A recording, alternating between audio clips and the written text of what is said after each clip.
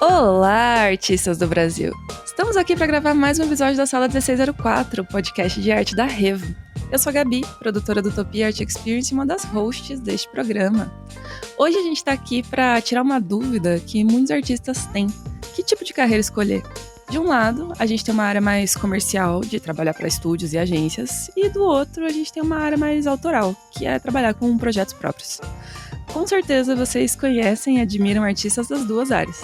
E para contar pra gente os dilemas e os dramas, principalmente, de cada uma delas, hoje meu convidado é o Caio, que tem experiência nas duas. E aí, pessoal, tudo bom? Seja muito mais que bem-vindo, Caio. Muito obrigado. Fico muito feliz, de verdade. Tô muito animada que você tá na sala 1604, meu Deus do céu. Que isso, eu que fico muito feliz, de verdade. Como eu falei pra você, assim, eu admiro muito o que vocês fazem, assim, porque é uma forma, assim, de construir um conteúdo, assim, e ensinar as pessoas coisas, assim, que eu acho que de fato fazem diferença, assim, das nossas carreiras, sabe?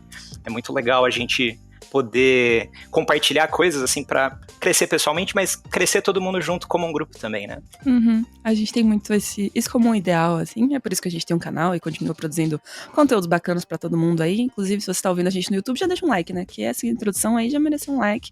Obrigada, gente, pelo apoio.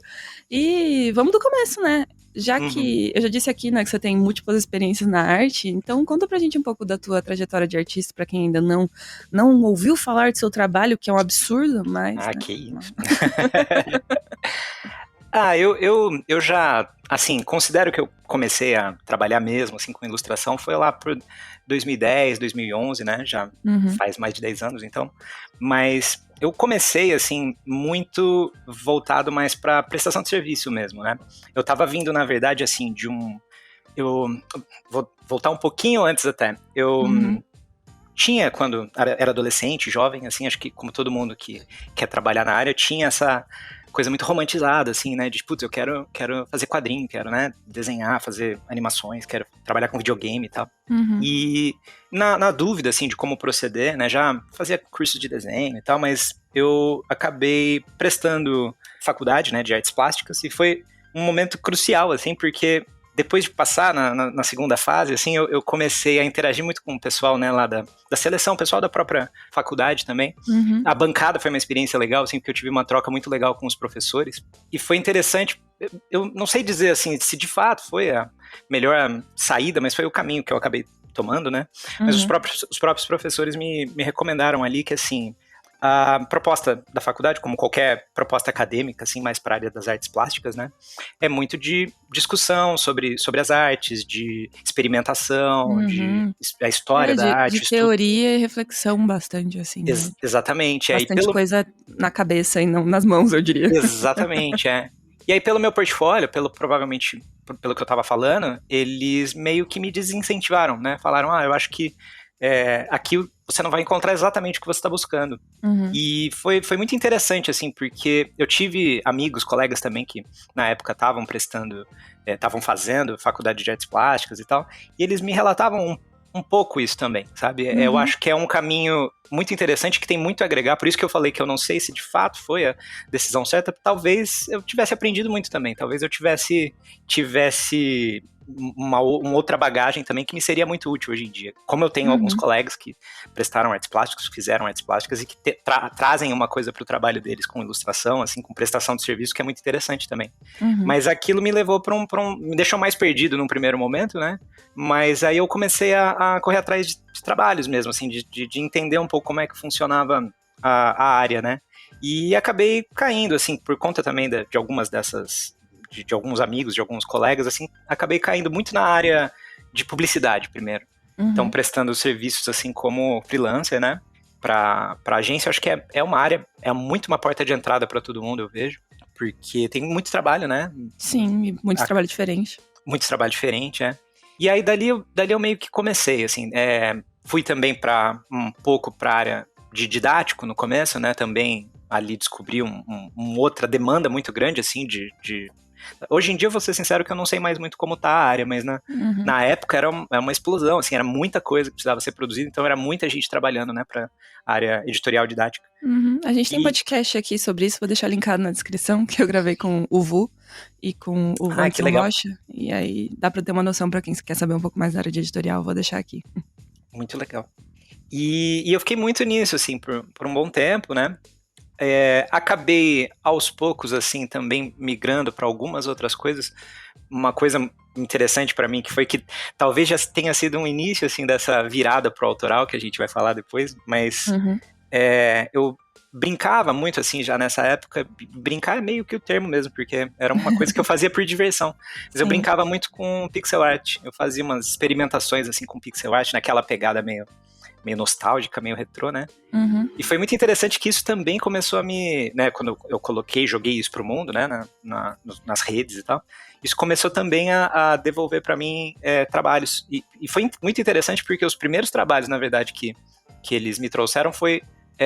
não era meio inesperado, não era exatamente o que eu tava imaginando com pixel art, né? Porque foram trabalhos de área editorial, de revista e livro. Eu fiz muita coisa em pixel art para Mundo Estranho, para Super Interessante, para Editora Globo, matérias, artigos, assim, que eles, para ilustrar de um jeito diferente nos estados, eles iam atrás dessa estética meio de videogame, uma coisa meio retrô. Então foi uma coisa muito legal, assim, e virou uma outra vitrine, que depois acabou me levando para trabalhar também com games, né? Com estúdios pequenos de mobile, área indie também, fiz uns projetinhos bem legais, o Lenda do Herói, por exemplo, né? Que projeto indie, assim, legal, que ganhou um destaque legal, participei, né? E foi interessante, assim, porque me abriu uma outra área, assim, me abriu um outro universo, assim, de trabalho. Hoje em dia é meio que o meu ponto principal, assim, como retorno financeiro, né, é a área de games, a área de animação também presta alguns serviços, assim, de design, de storyboard, mas games é uma área muito forte, aqui hoje em dia, games mobile, quando eu falo a área de games aqui no Brasil, ela é muito a área mobile, né, a gente tem, claro, assim, uma amplitude dentro da área de possibilidades enorme, mas a realidade aqui no Brasil, assim, de trabalho, de empresas muito grandes, inclusive, assim, tem empresas aqui que são, assim, das maiores do mundo, né? Das maiores do mundo da área de games mobile, exatamente, que estão em São Paulo, né? Mas é muito essa área, é uma porta de entrada hoje em dia muito forte também, muito legal para quem quer trabalhar, e inclusive costumo falar muito isso, porque eu vejo muita gente que tem um sonho, tem um objetivo final de trabalhar com jogos AAA, de trabalhar com mercado estrangeiro e tal, e é muito legal, é muito possível, mas é interessante tentar construir um caminho de carreira até lá, né? Porque normalmente são cargos, assim, sênior, são cargos que, assim, é difícil de já chegando ali, né? Então é interessante, por exemplo, para quem tá aqui, claro, conhecer o mercado daqui, né? Entender, assim, como a partir daqui você pode formar, de repente, um caminho de carreira para chegar lá onde você quer. Né? Sim. Inclusive, já vou deixar outra indicação de podcast que saiu recentemente, que foi um podcast que a gente gravou com o pessoal da Pulga, que é uma empresa lá do Recife, que é de outsourcing de games mobile, e a gente contou a história da empresa e o que eles fazem e tal. E é uma das produtoras maneiras que tem aqui no Brasil, pra vocês conhecerem. Também vou deixar linkado na descrição aqui pra quem quer saber mais sobre o mercado de games mobile. Que é um super mercado, né? Tipo, é o que mais cresce. Na real, é onde tá o dinheiro hoje, né? Exato, então. E é muito importante a gente, como assim, profissional da área visual, da área gráfica, assim, a gente conhecer o nosso mercado, né? Porque, às vezes, eu vejo que, como um pessoal, principalmente que está começando, tem um objetivo muito firmado num sonho, assim, de trabalhar em grandes empresas AAA, às vezes essas pessoas fecham os olhos, assim, para a realidade do nosso mercado local.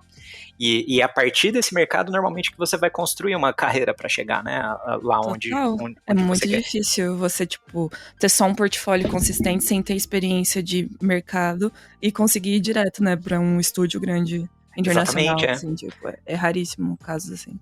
E mesmo que você não queira exatamente construir uma carreira que parta a partir do nosso mercado interno para onde você quer seguir, no mínimo você vai precisar, assim, de uma sustentação financeira enquanto você treina, enquanto você fica melhor, enquanto você evolui seu portfólio até chegar onde você quer, sabe? Então, é muito importante a gente ter uma percepção, assim, acho que da nossa realidade, né, do nosso mercado. Por isso que é legal sempre, assim, a gente conversar, a gente ouvir os podcasts, a gente entender, né, o que está acontecendo, tá inteirado, assim, da cena, né. Com certeza, porque eu acho que isso é um problema de vários tipos de cursos que a gente vê e às vezes artistas não acabam não se dando conta disso, de que tem uma distância, né, entre a técnica e o mercado. E às vezes você fica ali muito focado em desenvolver uma habilidade, mas se esquece de entender que você vai fazer aquilo para uma finalidade específica, né? Exatamente, E perceber quais são essas habilidades secundárias, sabe? Que você vai precisar para chegar lá, né? Total. Então não é só... Nosso trabalho envolve várias etapas, múltiplas complexidades. E uma delas é entender o mercado como um todo, né?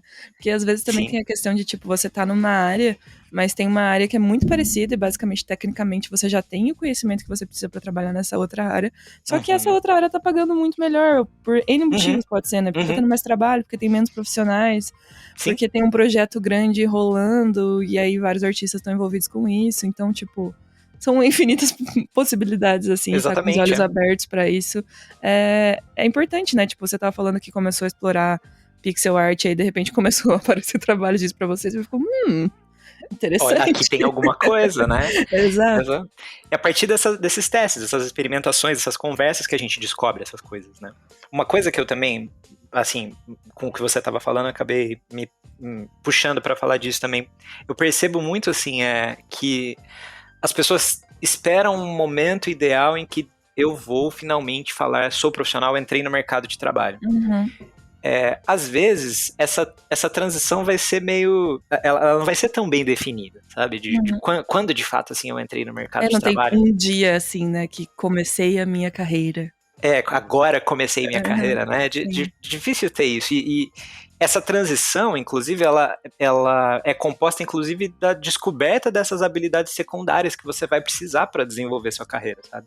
Porque ao longo desse processo você começa a perceber, por exemplo, legal, eu tenho um trabalho já formado aqui que não tá do jeito que eu quero, mas já tá legal para eu trabalhar com isso, mas eu tô percebendo que eu ainda preciso aprender a lidar com o cliente, tô percebendo que eu ainda preciso aprender a lidar com o trabalho em equipe, ou eu percebo que eu ainda preciso entender melhor como é que funciona, por exemplo, questões jurídicas de contrato, questões financeiras, assim, de, sabe, como você vai receber o trabalho e tal. Todas essas coisas fazem parte também da profissionalização, vamos dizer, né? E é muito legal, assim, que você se abra para começar a pesquisar e aprender essas coisas o quanto antes. Não precisa esperar o momento em que você se definiu, finalmente comecei a minha carreira, para começar a desenvolver e perceber essas habilidades secundárias que são meio necessárias, né? Isso, que a gente chama de soft skills, geralmente, né? Vou deixar outro podcast para vocês aqui, vários hiperlinks aqui, que a gente já gravou um podcast de soft skills para artistas, mais de um, na verdade, mas tem um que também faz uns 2 meses. E vou deixar linkado aqui pra vocês, porque é importante. Porque são muito importante. É o que eu disse, a gente fica focado muito na técnica, porque, querendo ou não, é o mais importante, né? A gente precisa saber desenvolver bem o nosso trabalho, saber como fazer, né? Uma arte, independente de qual área seja, mas as soft skills são um complemento fundamental. Tipo, não dá pra trabalhar sem ter elas desenvolvidas, né? Exato, então, e às vezes, assim, mesmo... Eu sempre fico tentando não enxergar o mercado de trabalho como só uma competição, assim, mas em alguns momentos ele é. E numa situação, assim, que você tá competindo, vamos dizer, por uma vaga com outro artista, talvez sejam essas habilidades que vão ser o diferencial para você ser escolhido ou não. Total. Então é muito importante, sabe? Eu acho que é muito legal a gente ter essa visão ampla, assim, porque eu percebo isso, assim, que as pessoas às vezes esperam esse momento mágico em que de repente agora eu sou profissional e eu não sei, eu não vejo esse momento. De artista oficial pelo correio, assim, né? Você bota seu crachá. Agora aconteceu, exato. E não é muito assim, é uma coisa muito, não, é um processo, assim, meio aos poucos, né? Sim, mas é normal, né? A ansiedade de você, tipo, querer se afirmar artista, querer trabalhar no estúdio, querer ter a arte mais foda de todos os tempos, assim. Rola muito um imediatismo, assim. Principalmente com quem tá começando. Eu acho que com quem já tá aí faz mais um tempo, a galera já se apaziguou com a ideia de que as coisas demoram, sabe? Mas eu acho que rola muita ansiedade pra ter essa sensação de, tipo, começar a acontecer. Acho que antes de você pegar os seus primeiros 5 trabalhos ali, você fica numa afobação do tipo, será que vai dar certo? Será que vai dar certo? Será que eu vou conseguir trabalhar com isso? Sabe? Será que eu vou ganhar dinheiro com isso? E aí a gente sempre está aqui, neste papel de calma, meu anjo, vai dar tudo certo. Continua estudando. É um momento que eu percebo, é muito, muito difícil para muita gente lidar com essa ansiedade, lidar com esse momento, e infelizmente é um momento meio incerto e meio demorado mesmo, porque ele vai muito de como você tá expondo o seu trabalho, quais são os contatos que você está fazendo, quais são as áreas em que você está querendo alcançar, né? O nosso mercado aqui, assim, aqui vou colocar meio a minha visão totalmente subjetiva, mas o nosso mercado para certas coisas, ele é meio injusto aqui, sabe, no Brasil, porque é difícil para certas áreas você visualizar, você vislumbrar meio que assim um plano de carreira em que você começa ali, sabe, tipo numa coisa bem iniciante e aí vai caminhando para os cargos, para os trabalhos maiores, assim. É difícil visualizar aqui esse tipo de plano de carreira, assim, né? Lá fora eu vejo que as pessoas têm um pouco mais de facilidade de visualizar isso, porque às vezes tem faculdades que estão um pouco mais orientadas para esse trabalho de artes aplicadas, que aqui não tem tanto. Tem uma saída, às vezes, já direto para quem está vindo da faculdade ou de um curso, já, sabe, entrando em vagas júnior, assim, em produtoras, em estúdios, em agências, né? E dali a pessoa vai vendo, vislumbrando uma forma de, ao mesmo tempo em que ela está já no mercado de trabalho, ela continua aprendendo e melhorando e evoluindo, sabe? Aqui é meio difícil, né? Visualizar isso, então requer mais da gente. Total. Eu acho que justamente no mercado de games está um pouco mais estruturado, assim. Eu vejo que quem vai para essa área já tem uma definição muito... E às vezes quem trabalha em grandes agências no Brasil também tem uma visão muito clara, assim, né? De o que é uma vaga de júnior, o que é uma vaga de sênior, o que é um lead, o que é diretor de arte, né? Tipo, a pessoa sacou já como é que funciona essa hierarquia. Mas pra quem se joga no mercado de freela de paraquedas, tudo é muito tipo, o quê? Sim. Como é que funciona isso? Tipo, tem como eu ser outras coisas? É muito isso mesmo, porque você, para quem está interessado em começar a vislumbrar, por exemplo, a área de mobile, né, de games, os estúdios têm muito isso, assim, de ter uma comunicação bem aberta, assim, de qual que é o perfil que eles estão buscando, que tipo de vagas que eles estão atrás. Você tem ali, normalmente nos estúdios maiores, você tem um lugarzinho ali em que você pode, né, colocar o seu portfólio, jogar uma proposta, eles recorrentemente estão vendo isso. Tem meio que um caminho que você consegue vislumbrar, talvez, né? E em outras áreas não, assim, é muito do freela, é muito, às vezes, do networking, é um pouco menos, é um caminho um pouco mais invisível, assim, né? E eu acho que é muito justamente por isso que a gente tem que justamente ter essa visão, assim, de desenvolver essas habilidades paralelas, assim, que a gente precisa ter.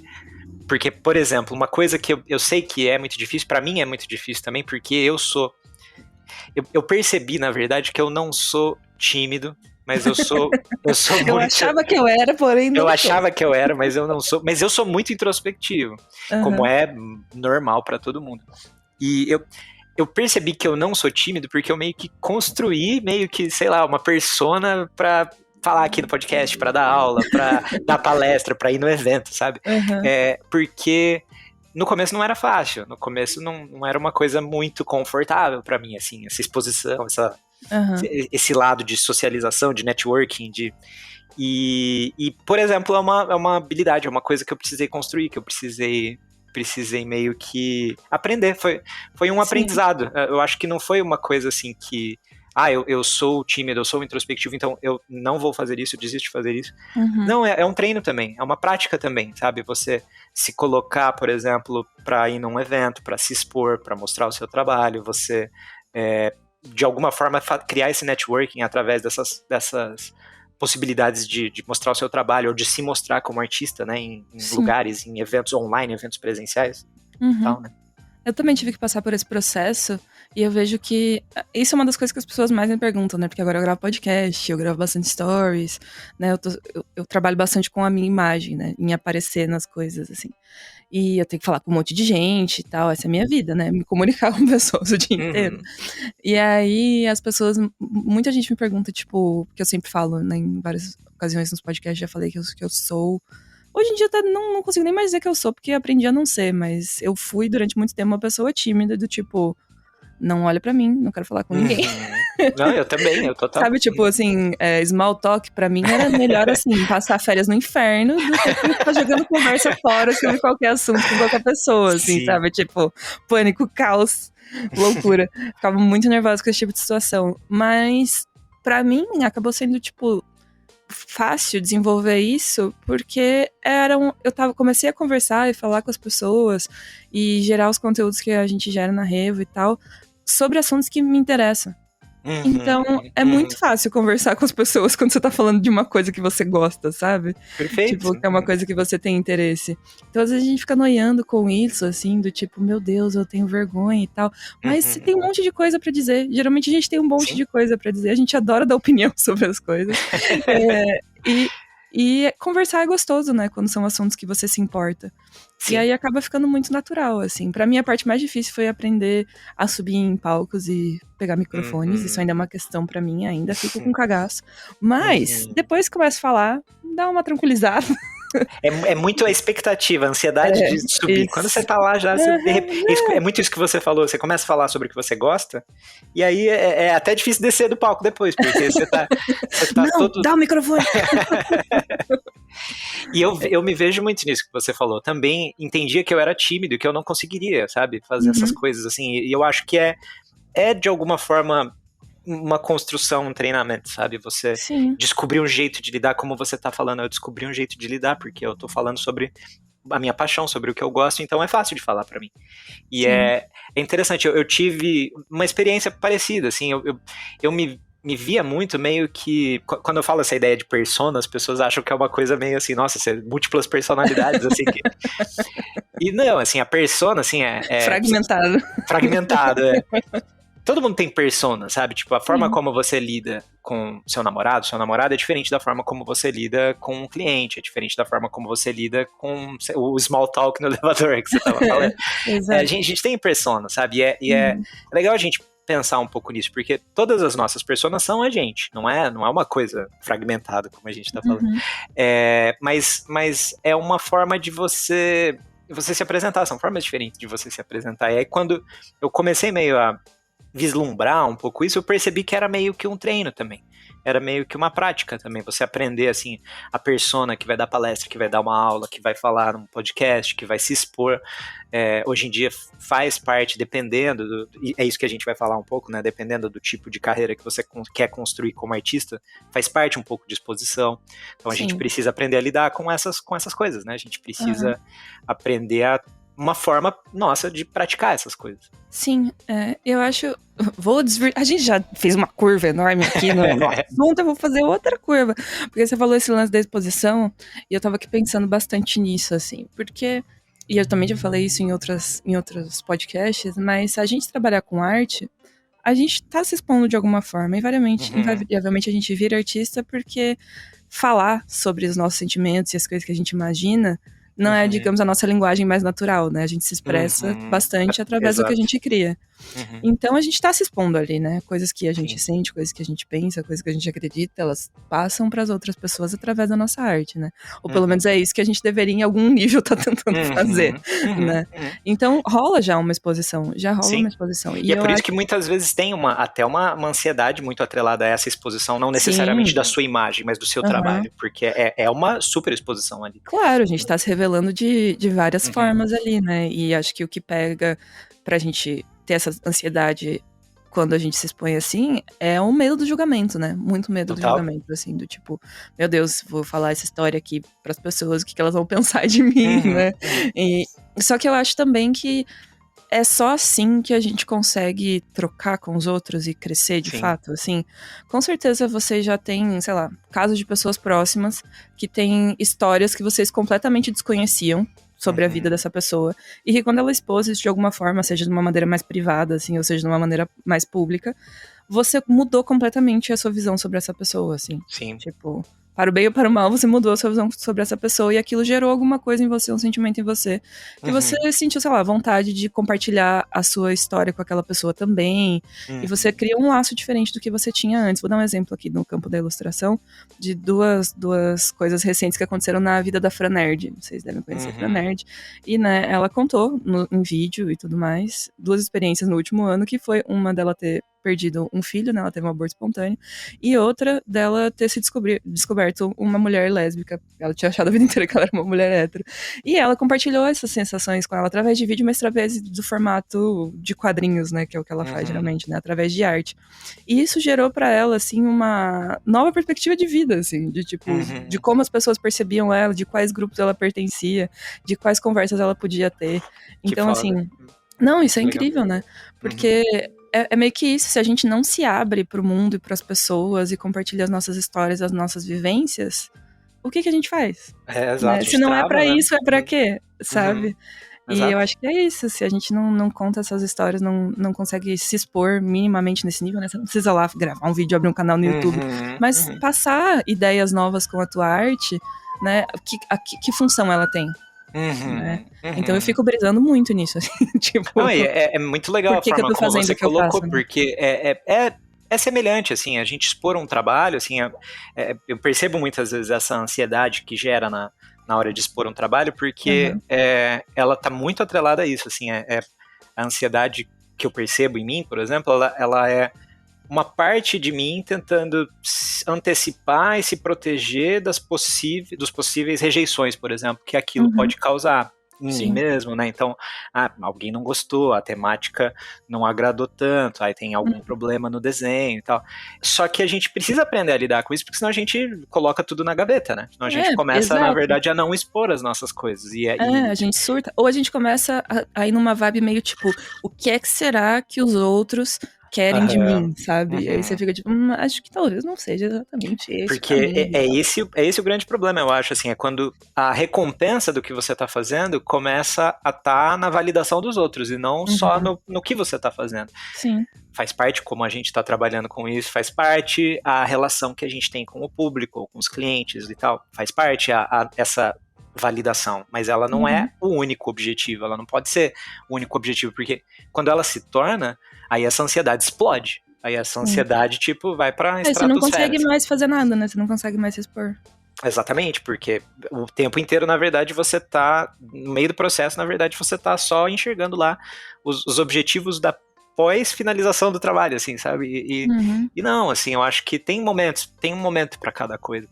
Eu acho muito legal isso que você estava falando, porque a exposição para mim também foi um momento, assim, de meio descoberto, assim, porque quando e, aliás, até uma ponte legal, assim, pro que a gente vai falar, né, quando eu, em um dado momento, já estava trabalhando fazia tempo com né, prestação de serviços, vamos dizer, para os outros, eu comecei a sentir meio que, assim, uma necessidade, uma válvula de escape criativa. Né, eu precisava produzir coisas, eu queria produzir coisas, e era uma fase muito interessante porque... Você já estava produzindo, mas você queria produzir coisas pra você, né? Coisas pra mim, exatamente. E eu tinha uma visão no começo que depois eu fui percebendo, assim, várias visões erradas que eu tinha no começo, mas uma das que eu tinha no começo era de que eu, na verdade, era só meio que um executor, que eu não tinha muito, eu não saberia lidar com construção de narrativas, de personagens e tal. Eu fazia, claro, mas num nível ainda um pouco superficial, assim, uma construção de histórias, de personagens, de ilustrações, né? Sim. E aí eu comecei a estudar também sobre narrativa, construção de histórias. Eu comecei a perceber, assim, como colocar mais coisas pra fora, assim, não só tecnicamente, vamos dizer assim, mas colocar mais coisas pra fora no sentido, assim, de as mensagens do que eu tô desenhando tinha um nível de um sentimento de realização, assim, muito grande. E até para lidar com isso que a gente estava falando de ansiedade, assim, eu percebi que tinha uma coisa ali muito forte, assim, putz, agora, para essas coisas aqui, eu não tô só ansioso para se ficou tecnicamente bom, se o cliente vai aprovar, se vai ter muita refação, eu tô simplesmente envolvido com o processo e com a mensagem que eu tô despejando aqui nisso aqui. Sim, é outro nível de profundidade, talvez, né? De profundidade de relacionamento, assim, com o que você tá fazendo, sabe? E aquilo foi muito legal, assim, porque foi interessante, assim, de repente eu não tava tão ligado só, assim, será que tá tecnicamente legal? Será que, sabe, a composição ficou boa, a perspectiva tem algum problema e tal? De repente eu não tava só me importando com isso, ou nem me importando muito com isso, sabe? Eu tava mais envolvido com outro lado, assim, do trabalho, e aí aos poucos eu fui percebendo, assim, que, nossa, eu acho que esse é o lado, então, mais autoral, mais artístico, assim, que as pessoas, pra muita gente é o foco, né, e pra muita gente é uma carreira paralela também, né. Uhum. E eu acho que é legal você falar isso pra mostrar pras pessoas, né, que eu disse no começo até, que é uma dúvida constante, mas que dá pra fazer as duas coisas, né. Uhum. Inclusive, com essa conversa que a gente tá tendo agora, eu tô pensando que essa seja uma das diferenças entre as duas áreas, né, entre trabalhar mais comercial e profissional, e em outro trabalho mais artístico, autoral, que é a diferença entre você fazer as coisas para os outros e fazer as coisas pra você, né. Exatamente, Exatamente, porque tem uma coisa, assim, quando você tá prestando um serviço, o ideal, na verdade, assim, teve uma coisa que eu lembro que eu ouvi da Úrsula Dourada e eu nunca esqueci, é que ela tava falando da relação dela com o trabalho pros outros, e ela falava, não, esse trabalho não é meu, esse trabalho é do cliente. Consegue fazer essa dissociação, né? E é muito interessante essa dissociação, porque é muito isso, sabe? Quando a gente tem um envolvimento emocional com um trabalho que você está fazendo para uma agência, para um estúdio, para uma produtora, isso cria vários obstáculos, assim, isso cria várias dificuldades. Eu já vi, por exemplo, amigos, assim, que quase estavam discutindo com o cliente por conta de um gosto pessoal do cliente que ia contra o que ele achava que estava correto, sabe? Eu entendo, mas eu não faria isso, porque, tipo, sabe, eu tento fazer essa desassociação, assim. Eu sei que às vezes não é difícil. gostou, só não bota no seu portfólio depois. Exatamente, né? exatamente, porque senão de repente você começa a misturar, assim, claro que, assim, é importante você defender ali, tipo, não, eu acho que tem que ser assim por causa disso, por causa daquilo, Sim, é sempre legal. Mas se no final das contas o seu cliente tá simplesmente por gosto pessoal, tá falando que tem que ser verde, não pode ser vermelho, é ele que tá pagando o trabalho, é pra ele o trabalho, então, assim, a gente precisa fazer essa desassociação. É diferente quando você tá fazendo uma coisa pra você, é diferente quando você tá, sabe, envolvido emocionalmente, artisticamente, com a mensagem, com o que você tá fazendo, né? Com certeza. É porque é uma relação que é também comercial, né, porque querendo ou não, a gente quer poder viver muitas pessoas querem poder viver com a grana que elas tiram da arte autoral delas, né? Mas não é só isso. Às vezes eu sinto que em trabalhos mais comerciais é bastante isso. Às vezes o lado financeiro pesa muito mais do que o lado artístico, né? A gente precisa lidar com essa balança, né? Porque é difícil. Foi uma das razões de eu vislumbrar a necessidade, vamos dizer, dessa válvula de escape criativa. Foi quando eu comecei a perceber como funcionava lidar com o cliente dentro de uma agência, dentro de uma produtora. E aí é engraçado que as áreas vão tendo dinâmicas diferentes, né? As áreas vão tendo, assim, a forma de lidar, assim, com um diretor de arte dentro de uma agência é completamente diferente da forma de você lidar, por exemplo, com uma equipe mais criativa dentro de uma produtora, não sei, né? E conforme você vai aprendendo a fazer essa distinção, assim, chega uma hora que... E assim, quando eu falo isso, eu sinto também que, assim, talvez eu esteja desincentivando algumas pessoas, mas que é importante, assim, mas chega uma hora que você começa a fazer de fato essa desassociação, assim, aqui, nesse trabalho, eu estou prestando um serviço, eu estou emprestando a minha habilidade para executar essa ideia dessa outra pessoa. Se essa ideia é boa ou não, nem cabe a mim, sabe? Eu não estou sendo pago para, assim, desenvolver conceitualmente aqui dentro dessa agência, por exemplo, uma ideia. Inclusive, assim, eu já tive experiências, tanto minhas quanto de outras pessoas, muito interessantes que me fizeram abrir mais a cabeça nesse sentido, assim, que em um trabalho, por exemplo, quando a gente tem, às vezes, não concorda mesmo com o briefing, sabe? Tipo, não, isso daqui não tá legal assim, isso daqui não vai ficar graficamente legal, não vai ficar, às vezes discute com o cliente, discute sobre o briefing e tal, beleza. E aí é só quando aquilo se conclui, quando você vê, né, a peça ou o que for colocado em prática, que você percebe que tem algumas questões envolvidas ali naquela peça que você estava fazendo que você não considerava. Né? Então, por exemplo, sobre a mídia em que vai ser aplicado, ou sobre o lugar em que aquilo vai estar. Então, às vezes, você como ilustrador está limitado na sua percepção como ilustrador naquela peça e está desconsiderando outras questões que outros âmbitos ali estão considerando. Então, aquilo foi interessante para eu perceber assim, nossa, então eu não posso sempre ficar achando que eu sei como é que a peça tem que ser feita, porque de fato, às vezes o briefing que eu tô achando que tá ruim, que tá errado, de fato ele tá considerando algo que eu não tô considerando. É, que você não consegue enxergar, né? Porque você faz parte de um processo, né? Você é uma etapa de um processo. Não muitas vezes o fechamento, digamos assim, né? Tipo, você faz parte de uma coisa maior, assim. Você, às vezes, tá fazendo uma ilustração que vai ser usada em 1000 formatos diferentes, que vai ser, sei lá, impressa, que vai ser veiculada na TV e tal. Então, tem muitas outras coisas que você tem que considerar e, às vezes, você só tá vendo, né, a sua partezinha ali. Exato. E isso eu acho que conseguir enxergar a linha de produção que a gente faz parte, invariavelmente trabalhando como artista, é uma das soft skills que a gente tem que desenvolver, sabe? Total. Entender que a gente faz parte e não é o todo, digamos assim. Tanto livra um pouco a nossa ansiedade com certas questões, assim, né, a nossa projeção emocional, assim, sobre o nosso trabalho, quanto facilita a rapidez de produção, facilita, assim, tipo, a forma como você lida com a equipe, né? É importante mesmo, assim, é um tipo de coisa que, assim, claro, dá para aprender também a partir, né, de profissionais compartilhando experiências, mas é muito também do aprendizado fazendo, é muito também do aprendizado de você ser colocado dentro daquela situação e fazer.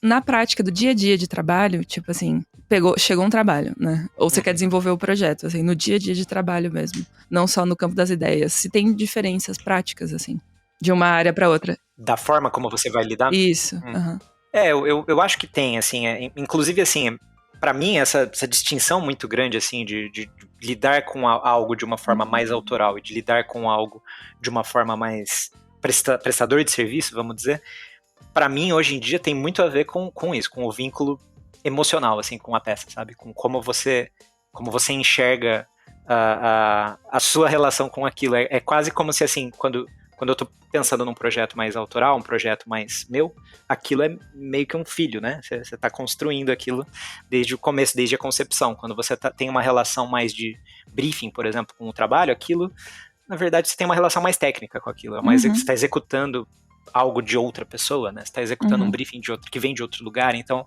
Sim, invariavelmente você vai ter direcionamentos mais precisos também, né?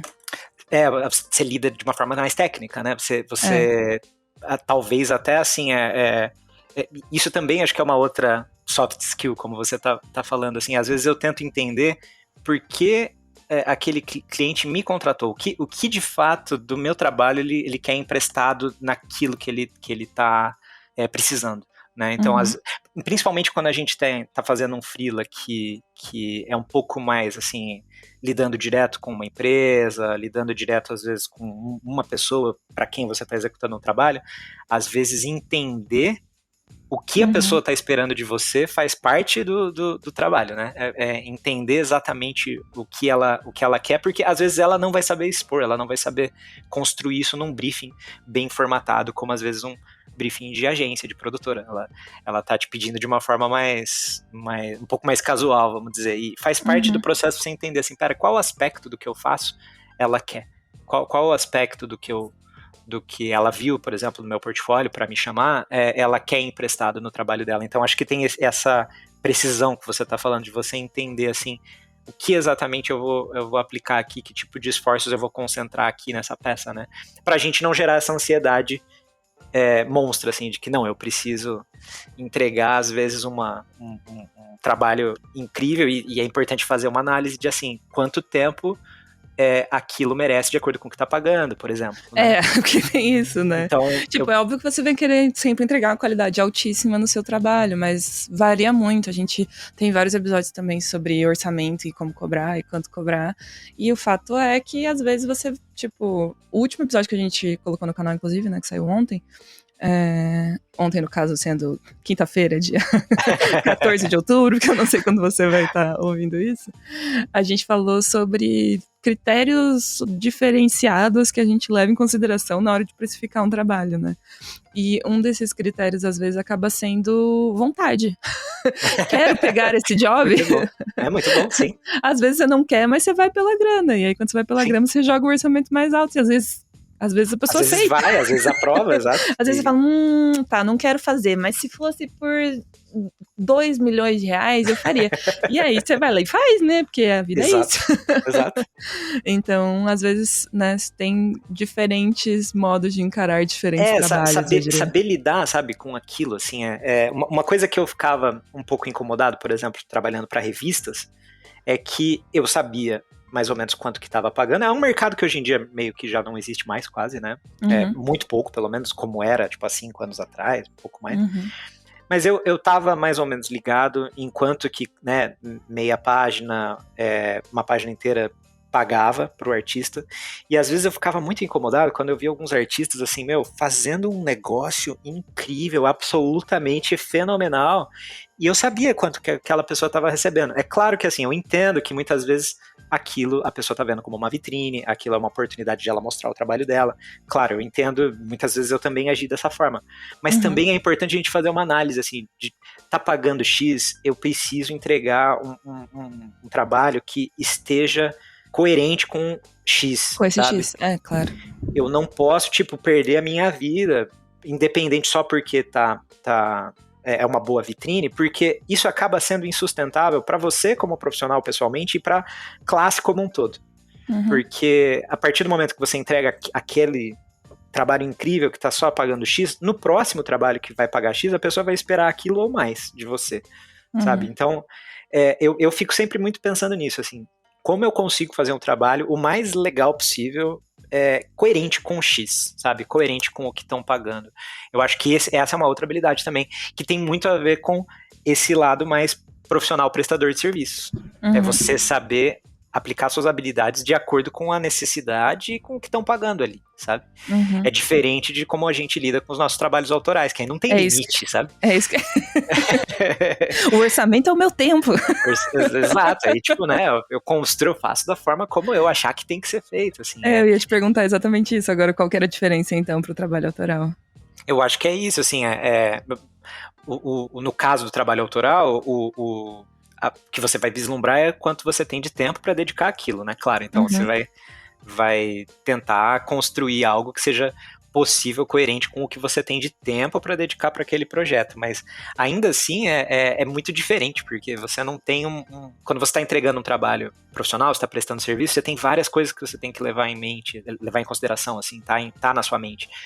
Qual é a minha relação com esse cliente, qual é a possibilidade de continuidade de trabalhos com esse cliente, como que eu vou lidar com esse briefing, como que eu vou explicar para ele como esse trabalho tem que ser feito.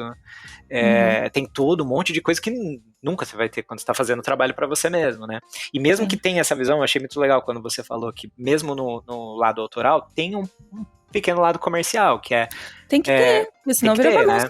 Né? Senão qualquer coisa também, assim, que você fizer, assim, independente da saída daquilo, tô fazendo.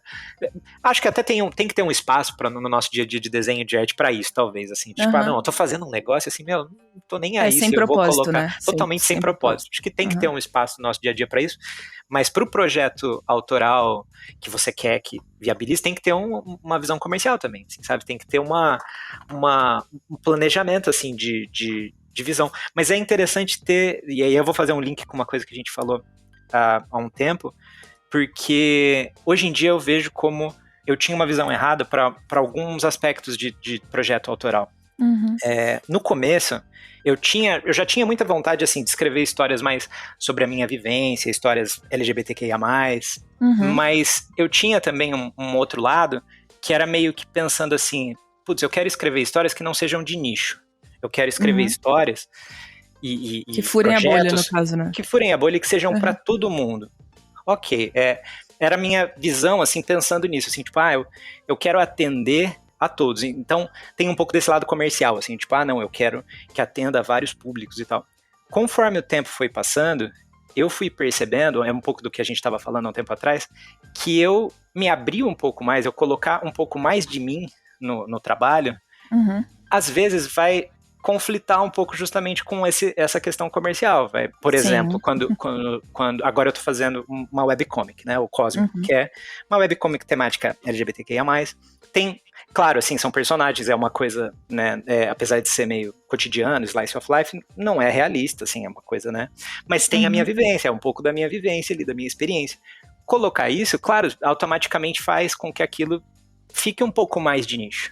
Então tem um pouco, assim, tipo, dos gêneros que eu gosto ali na história, tem um pouco da minha vivência, e aí aquilo talvez faça com que o trabalho se recolha a um público-alvo, vamos chamar assim, sabe? Ele se recolha, tipo, a um objetivo, que é esse público-alvo que eu quero atender. Claro que, assim, vão ter muitas pessoas que vão furar esse público, que vão gostar do seu trabalho também, e que não necessariamente estão só querendo ler aquele gênero que você está escrevendo, estão só querendo ler aquele, né, aquele nicho para o qual você está escrevendo. Mas eu acho muito importante, eu percebi que era muito importante isso, assim, a gente ter essa balança entre ter uma visão comercial sobre o seu trabalho, claro, se você quer que ele, né, venda, que ele vá para frente, mas ao mesmo tempo a gente tem que ter essa coisa assim de tipo, putz, se eu vou fazer algo mais sobre mim, se é uma coisa mais pessoal, mais autoral, ele vai ter um lado mais de nicho, que ele vai atender a um certo público-alvo específico para quem eu tô escrevendo, para quem eu tô querendo, com quem eu tô querendo dialogar, sabe? Então hoje em dia para mim é muito interessante isso, ter essa nova percepção, vamos dizer, né? Você tem uma visão comercial do teu trabalho autoral. E eu acho que isso é fundamental, assim, porque é o que a gente disse, querendo ou não, você vai viver disso, sabe? É daí que vai sair sua renda. Então, por mais que você queira executar uma parada, assim, um projeto diferente, você tem que ver a viabilidade daquilo, né? Quantas pessoas vão se interessar por isso.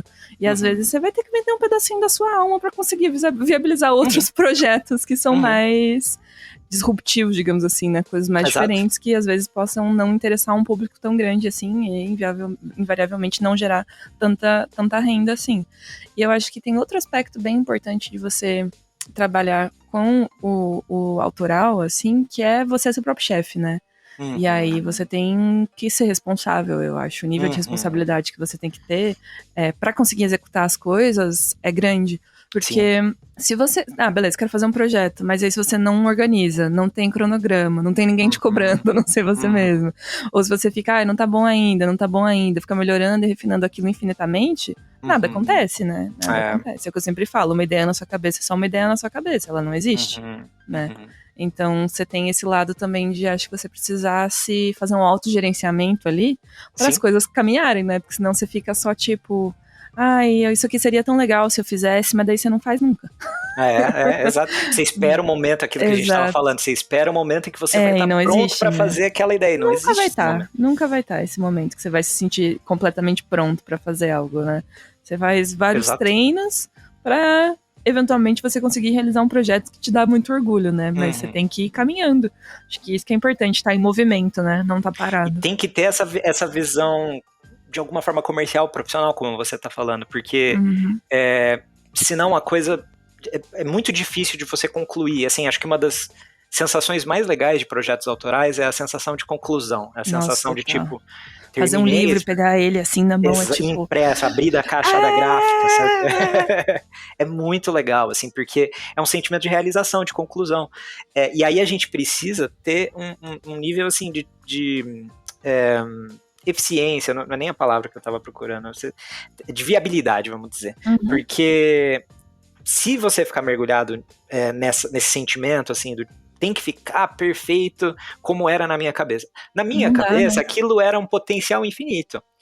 Na minha cabeça, como você falou, né, tipo, um desenho na sua cabeça, ele, na verdade, é um grande potencial do que poderia ser.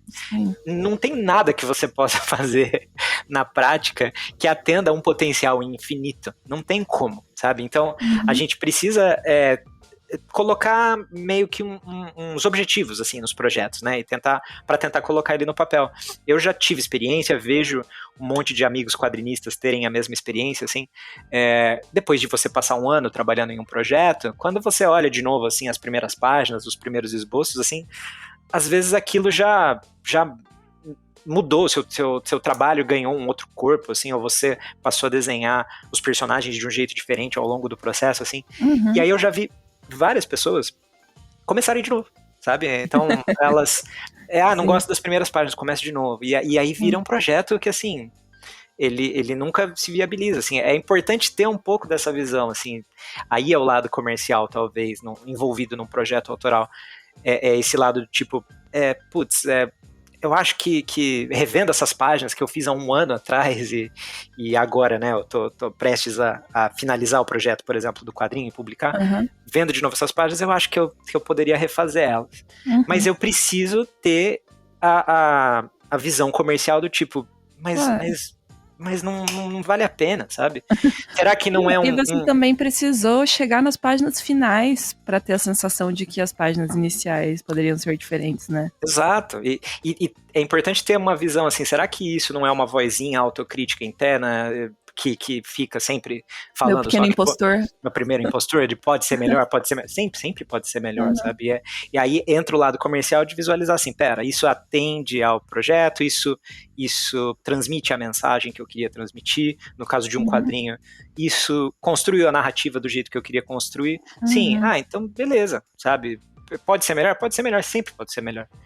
E é essa relação do autoral que eu acho que é o lado comercial, profissional importante da gente desenvolver, porque senão, de fato, assim, se a gente tem uma relação puramente artística, assim, com os projetos, a gente faz eles simplesmente por impulso, simplesmente por vontade, é difícil que a gente encerre eles, é difícil que a gente consiga, de fato, colocar eles pra frente, sabe? Concordo plenamente. Agora que a gente tá falando disso, me passou uma dúvida na cabeça, que eu acho que pode ser a dúvida de outros artistas aqui também, que é, você acha que a barreira de entrada para alguma dessas áreas é menor? Tipo assim, tem alguma área que é mais fácil de começar a conseguir vender trabalho? Tipo, entre as duas, ou depende de vários fatores, assim? Eu acho que é mais fácil começar pelo lado profissional, pelo lado prestador de serviços, assim, o lado autoral, apesar de parecer que, assim, ainda mais hoje em dia, que é muito fácil a gente se autopublicar, né? E fazer um site, ter fazer portfólio, um site, exatamente. Exatamente, é muito fácil, é diferente de como era, tipo, há 20 anos atrás, assim, quando um artista ia se autopublicar, ele fazia um fanzine pra ir vender em, tipo, feirinha, show, rua. Assim, na rua, sabe? Porque era como era possível. Hoje em dia não, hoje em dia você consegue se autopublicar de uma forma relativamente fácil. Até, por exemplo, se você tem como objetivo fazer um produto impresso, por exemplo, hoje em dia é muito mais fácil você conseguir fazer um livro, um quadrinho de baixa tiragem e de alta qualidade gráfica. Não era possível há 20 anos atrás. Você fazer um quadrinho com 1.000 exemplares, 500 exemplares. Colorido, não tinha como, sabe? Sim. Então, hoje em dia é relativamente fácil a gente se autopublicar. Porém, assim, construir um público requer tempo, sabe? Você conseguir construir não só um público, mas como uma linguagem, assim, você conseguir... Que pra mim acho que é o mais importante, assim, da gente entender nosso lado autoral. Porque se a gente só deixar essa vozinha do impostor falar, ainda mais como no caso do lado autoral, não tem um objetivo prático, uma prestação de serviço específica, né? Se a gente deixar só essa vozinha falar, ela vai sempre falar que a gente não tá bom o suficiente, não é bom o suficiente, não tá bom o suficiente. Ainda mais hoje em dia a gente se compara com os outros e não tá bom o suficiente, não tá bom o suficiente. Então é muito importante a gente perceber no nosso trabalho autoral no que ele é relevante, qual é o diferencial dele, o que eu faço que é particular do que eu faço, sabe? Sim. Quando a gente descobre isso, eu acho que rola um alívio muito grande nesse sentido, porque você passa a perceber que tem algo de especial no que você faz, que as pessoas vão... mas é verdade, verdade. As pessoas vão atrás daquilo, sabe? É muito engraçado, assim, e para você perceber isso, acho que por isso que eu digo que o trabalho autoral, talvez como porta de entrada, ele leve mais tempo para dar certo, é porque eu só percebi o que era relevante no meu trabalho, o que era especial no meu trabalho, quando eu vi um espelho disso através do meu público. Eu não conseguia ver. Eu não conseguia ver no meu trabalho assim, o que ele tinha de diferente, o que ele tinha de especial. Foi meio que o feedback a partir das coisas que eu fazia, das pessoas com quem eu conversava nos primeiros eventos que eu ia, e aí o feedback nas redes, né? Foi a partir disso, com o volume de tempo, que começou a me mostrar, assim, virou um espelho mesmo, assim, pra me mostrar, assim, putz, tem algo no meu trabalho. Hoje em dia eu percebo muito, assim, as pessoas associam o que eu faço muito, assim, com palavras, assim, conforto, aconchegante, soft. Quando eu comecei a ver isso muitas vezes, eu comecei a perceber assim, nossa, então é assim que as pessoas veem o meu trabalho. Então, meu trabalho ele tá muito associado a essas questões, por exemplo, no caso de mensagem, emocionais. E aquilo foi muito legal, porque se tornou um bom círculo vicioso. Porque eu, percebendo como era, né, que o meu trabalho era enxergado pelos outros, eu, de alguma forma, intensificava aquele aspecto. E aí aquilo foi gerando, talvez, algo que, com o passar do tempo, se tornou um pouco mais interessante, um pouco mais relevante, e aí o público cresceu. E aí é a partir desse momento em que você consegue, de fato, começar a viabilizar seus projetos autorais, de fato, dar saída, vamos dizer, para os seus projetos autorais, sabe? É quando você forma um público, né? E isso vai acontecer várias vezes, não é uma única vez que acontece na sua carreira, assim, só vai acontecer, às vezes, para vários projetos diferentes, em vários aspectos diferentes do seu trabalho. Por exemplo, isso agora está acontecendo novamente para mim com a minha webcomic, que é uma nova forma de me publicar, eu nunca tinha feito nessa dinâmica, e através do feedback dessa dinâmica eu estou aprendendo quais são os aspectos daquilo que eu faço que são interessantes, que as pessoas veem que é algo especial, algo diferente. E aí é a partir dessa comunicação que eu consigo projetar mais ainda naquele projeto autoral, sabe? Eu não sei, é interessante pensar dessa forma, assim. E eu acho que tem tudo a ver com o que a gente tá falando sobre o lance da troca, sabe? Você ter descoberto isso através do seu público tem tudo a ver com o que a gente tava falando de que você precisa se dar um pouco pra receber um pouco, sabe? Você precisa se mostrar e expor um pouco pra que as pessoas possam dizer, nossa, que legal isso. Sim. Né? Porque assim, beleza, você pode se expor e as pessoas falarem, ou não falarem nada, não tem essa nenhuma, falarem, acho que eu não gostei tanto, ou pode acontecer isso do tipo, cara, isso é muito legal. Faça mais isso, né? Quero saber mais disso. Fale mais sobre isso. Imagina se você tivesse esperado estar pronto pra publicar. Você nunca teria esse feedback. Exato. O fato é que se você não fizer, não vai acontecer nada, né? Essa é a certeza que a gente tem. Se você não fizer, nada vai acontecer. Então, aí você fica naquela, tipo, ideia que, tá na sua cabeça e se acontecesse seria ótimo. Mas é o que eu disse, tá só na sua cabeça, sabe? E só vai ser ótimo se você jogar pro mundo. Perfeito, perfeito. Porque a partir dessa troca, assim, a partir desse espelho, assim, que o público te oferece, é que você percebe, de fato, assim, quais são os elementos, assim, que de fato importam, sabe? Porque às vezes você tá, por exemplo, se importando muito tecnicamente com a perspectiva, com alguma coisa, e de repente o que está sendo interessante para o público é um outro aspecto do seu trabalho. Ou de repente não, você está achando que o que é interessante mesmo é o lado técnico, assim, não, eu estou fazendo de fato tudo com muito preciosismo e tal, e o que o público recebe de você de interessante é aquele lado mais narrativa do seu trabalho, é a profundidade da mensagem do seu trabalho, e aí você percebe que é importante começar a despejar mais esforço, vamos dizer, naquele sentido, sabe? Eu acho que a diferença do autoral é esse ponto, assim, e é por isso que eu acho que tem essa dificuldade de entrada, vamos dizer, porque se a gente estava falando que é um pouco difícil o começo da carreira no lado profissional, prestador de serviços, eu acho que às vezes é mais difícil até o começo da carreira nesse lado autoral, quando a gente não tem um público.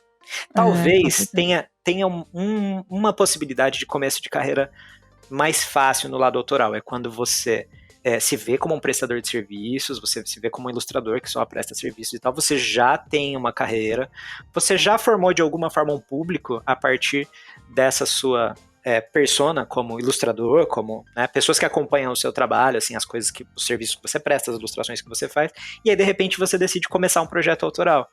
Então é mais fácil, porque você está começando, na verdade, já com um público formado, você já está começando com um caminho andado. Pessoas que já conhecem o teu trabalho, né? Mesmo que não seja o seu trabalho autoral, já sabem o que você é capaz de fazer. Exatamente. Por exemplo, não sei, alguém que trabalha muito com ilustração editorial para livros e tal, e já formou uma carreira, já tem um monte de seguidores nas plataformas, já tem o seu trabalho, sabe, reconhecido e tal, e de repente essa pessoa decide escrever uma história e fazer um livro ilustrado. Poxa, aconteceu isso recentemente com Raíssa Bulhões. Olha só. E acaba sendo um caminho um pouco mais... É quase natural, eu acho, né? Acho que natural é uma boa palavra, porque acho que a gente, como ilustrador, como desenhista, sempre tem essa válvula de escape criativa e invariavelmente a gente vai ter algum projeto, sabe, criativo que a gente quer desenvolver. Todo mundo tem. Todo mundo tem. E quando você já consegue, talvez, depois de ter desenvolvido o seu lado, sabe, mais prestador de serviço profissional, arrecadar um público e daí apresentar para esse público o seu trabalho autoral, você já tem um meio caminho andado, porque você já tem o público. Porém, acho que é a partir dali que vai começar agora um reconhecimento do público do que é o seu trabalho autoral. Porque aí agora é uma novidade, né? Então agora as pessoas vão conhecer o que é um novo aspecto do seu trabalho. E aí, a partir daí, entra de novo o espelho, como a gente estava falando, sabe? Aí o artista agora reconhece qual é o feedback, qual é a resposta do público em relação não só agora ao trabalho técnico dele, mas ao trabalho autoral, de mensagem dele, né? Sim. Então, de alguma forma, também é um novo start, também é um novo caminho, porque é uma nova carreira uma subcarreira, vamos dizer assim, que começou agora autoral. Mas, para quem, por exemplo, vai começar meio que do zero, assim, eu não tenho muita divulgação nas redes, não tenho plataformas e tal, mas tenho um projeto autoral que eu quero começar, vai ser um caminho no começo difícil, de arrecadar esse público.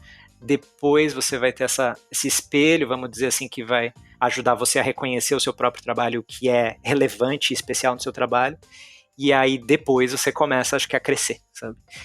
Então eu não sei, eu acho que tem mais tempo envolvido, talvez, tem mais um processo mais longo envolvido, né? Em algum momento do podcast você falou que às vezes a jornada de alguém que trabalha dentro de estúdios é um caminho mais invisível.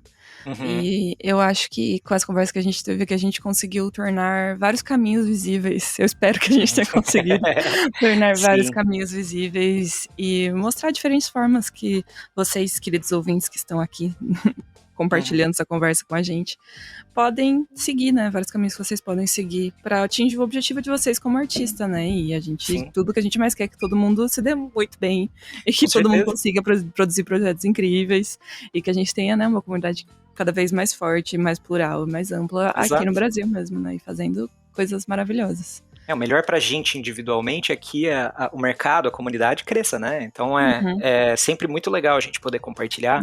Assim, muito do que eu falei, claro, a minha visão subjetiva, assim, sobre a minha experiência da coisa, mas é muito também o caminho de cada um, é muito a forma como cada um aprende a lidar, como cada um desenvolve a sua própria relação com o seu público, a sua própria carreira profissional, sabe?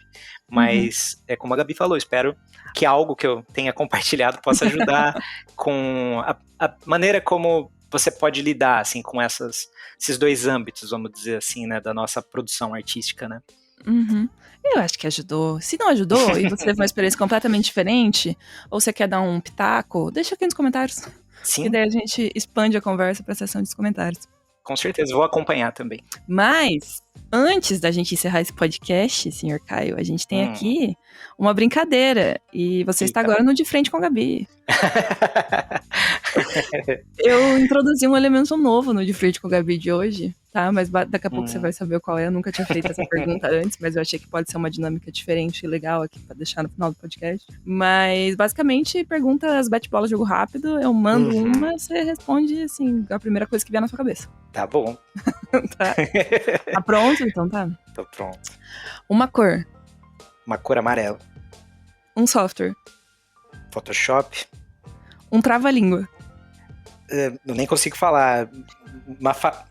Ai, meu Deus. Eram 3 mafagafinhos. Eu nem lembro e nem sei falar. Num ninho de mafagafo tinham 3 mafagafinhos. Boa.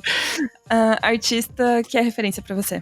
Caramba, nossa, muito difícil, é muita gente. Mas eu falo de um que tá sempre, assim, apesar de não ser exatamente como eu lido tecnicamente com o meu trabalho, mas tem muitos aspectos, assim, do trabalho dele que sempre me tocam muito, que é o Hokusai. É um gravurista japonês. É esse aí. Tem referência, hein, rapaz? Tá sempre aqui, tô olhando agora pra onda gigante dele aqui. Tá sempre aqui na frente de onde eu trabalho. Aí sim, eu adoro como ele é referência pra muitos ilustradores, assim. É muito foda, assim, porque você vê o poder de alguém há 200 anos atrás ainda influenciando super a gente, né? Quando você não tá trabalhando, você tá... Ixi, jogando videogame. Temos um gamer entre nós. Se você não fosse artista, você seria... Carpinteiro. Eu tenho muita vontade de trabalhar com... Caio, vamos ser amigos. Eu adoro fazer móveis. Eu tenho muita vontade de mexer com madeira, de fazer móveis, meu. Muita vontade. Cara, é muito divertido. Sério. Um dia eu faço um tour pela minha mini oficina. Ai, nossa, por favor. Acho muito legal. É muito gostoso mesmo. É bem terapêutico. Poder viver de arte é... É um privilégio. É verdade, é um privilégio, um grande privilégio. A gente é feliz por isso. Uhum. E uma última mensagem para os nossos ouvintes? Poxa, Eu achei que você ia terminar com o que é a vida, assim, provocações do Abu Janra, sabe? Assim, Às vezes rolam umas travar, coisas assim. Mas é quase assim, é muito existencial. Mas, assim, pra mim... Oi, desculpa. Não, pode falar. Pra mim é muito assim, o que eu falo pra todo mundo, assim, que vem, sabe, tirar dúvidas, perguntar sobre trabalho, sobre carreira e tudo mais. Eu acho que é muito importante a gente encontrar o que no nosso trabalho é tanto recompensador pra gente, quanto pode fazer alguma diferença, sabe? Enquanto mensagem mesmo. De repente, alguma coisa que você tá fazendo vai fazer uma diferença na vida de alguém. Uhum. E eu acho que é muito legal a gente encontrar esse aspecto, assim, no nosso trabalho. O que tem no nosso trabalho que é de verdade especial, só nosso. Porque eu acho que isso vira, inclusive, um grande alívio de ansiedades.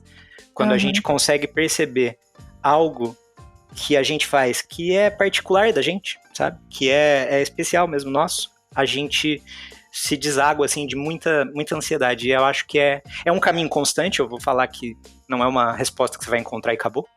Uhum. É uma coisa que você vai encontrar e depois de 2 meses você vai refletir de novo e encontrar outra, e depois de 1 ano você vai refletir de novo e encontrar outra. Sim. Mas eu acho que é uma coisa muito legal e pra mim tem feito muita diferença, sabe?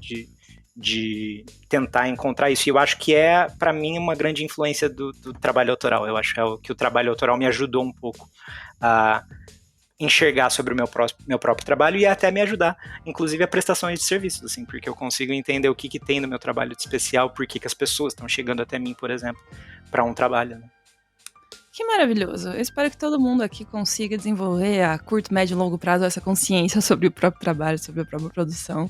E 1.000, 3.000, 5.000, mais de 8.000 vezes obrigada, Caio, por trazer essa luz pra galera que fica completamente dividida, achando que tem que ser uma coisa ou ser outra, né? E não ser outra. E super dá pra você ser as duas coisas.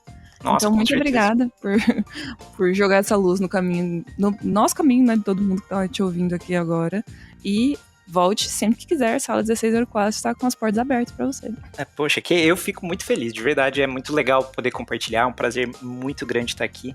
Fico muito feliz de poder conversar, de a gente poder trocar essa ideia toda. Que maravilhoso. Então é isso, ouvintes amados. A gente volta na semana que vem com mais temas relevantes de arte para vocês. Um beijo. Um beijo, gente. Tchau, tchau.